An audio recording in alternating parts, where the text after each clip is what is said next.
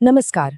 आज हम बात करेंगे उस एक घटना की जिसने दक्षिण एशिया के इतिहास को और खास तौर पर भारत पाकिस्तान के रिश्तों को हमेशा के लिए बदल कर रख दिया। हम बात कर रहे हैं पुलवामा हमले की।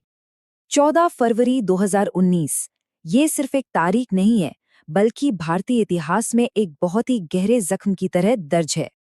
पर सवाल ये उठता है कि आखिर ये दिन दक्षिण एशिया के लिए एक टर्निंग पॉइंट, एक निर्णायक मोड़ बना कैसे?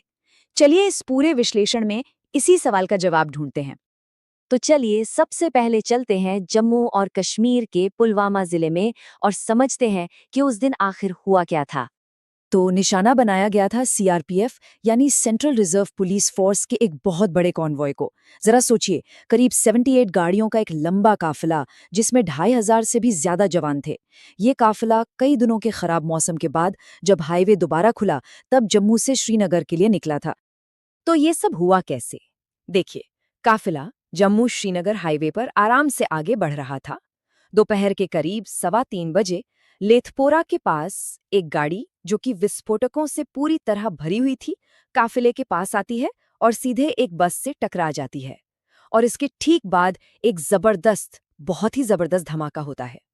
कितना विस्फोटक था? अंदाजा है कि उस गाड़ी में 350 किलो, जी हाँ, 350 किलोग्राम विस्फोटक था। ये नंबर ही काफी है ये बताने के लिए कि वो धमाका कितना विनाशकारी रहा होगा।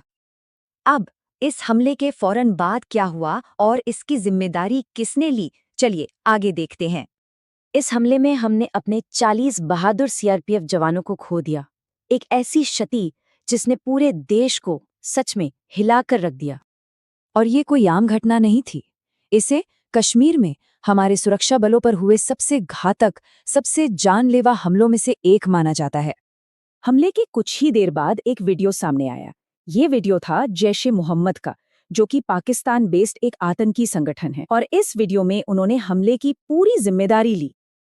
और उसी वीडियो में आत्मघाती हमलावर की पहचान भी बताई गई।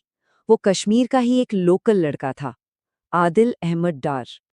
इस हमले के बाद भारत का जो जवाब था वो पहले जैसा बिल्कुल नहीं था। ये भारत की रणनीति में एक बहुत बड़े बदलाव का संकेत था। चलिए अब उसी पर बात करते हैं। तो भारत ने एक साथ दो मोर्चों पर काम किया। पहला था डिप्लोमेटिक एक्शन, यानी पूरी दुनिया में पाकिस्तान को अलग थलग करने की कोशिश।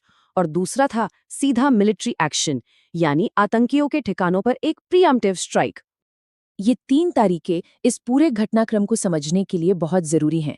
14 फरवरी जब पुलवामा हमला हुआ, फिर ठीक 12 दिन बाद 26 फरवरी को भारत ने बालाकोट एयर स्ट्राइक की और उसके ठीक अगले दिन 27 फरवरी को दोनों देशों के बीच हवा में टकराव हुआ। हाँ, तो 26 फरवरी 2019 को इंडियन एयरफोर्स ने लाइन ऑफ कंट्रोल यानी एलओसी को पार किया और पाकिस्तान के बालाकोट में जैश ए मोहम्मद के एक बड़े ट्रेनिंग कैंप पर हवाई हमला कर दिया। भारत ने इसे एक नॉन मिलिट्री प्रीएम्प्टिव एक्शन कहा था, मतलब कि निशाना सिर्फ आतंकी ठिकाने थे। इस एयर स्ट्राइक के बाद दोनों देशों में टेंशन अपने चरम पर पहुंच गया था। तो अब आते हैं हम अपने आखिरी हिस्से पर और समझते हैं कि इसका लॉन्ग टर्म इम्पैक्ट क्या हुआ। तो बालाकोट के ठीक अगले दिन 27 फरवरी को एलओसी के पास दोनों देशों की एयरफोर्स आमने सामने आ गईं। इसी झड़प में भारत का एक फाइटर जेट गिरा दिया गया और उसके pilot wing commander Abhinandan Varthaman को पाकिस्तान ने पकड़ लिया। हालांकि बाद में उन्हें सुरक्षित भारत वापस भेज दिया गया। तो अगर हम पूरी घटना को एक नज़र में देखें, तारीख थी 14 फरवरी, जगह पुलवामा। हमारे 40 सीआरपीएफ जवान शहीद हुए। जिम्मेदारी ली जैश ए मोहम्मद ने और भारत का बड़ा जवाब था बालाकोट एयर स्ट्राइक। तो सबसे जरूरी बात क्या है? वो ये है कि इस एक घटना ने भारत की काउंटर टेरर स्ट्रैटेजी को फंडामेंटली यानी जड़ से ही बदल दिया। इसने एक नई लाइन खींच दी कि अब सीमा पार से हुए किसी भी हमले का जवाब सीधी सैन्य कार्रवाई से दिया जा सकता है।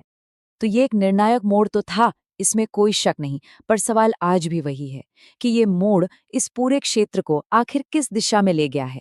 एक ऐसा सवाल जिसका जवाब शायद आज भी हमें पूरी तरह से नहीं मिला है।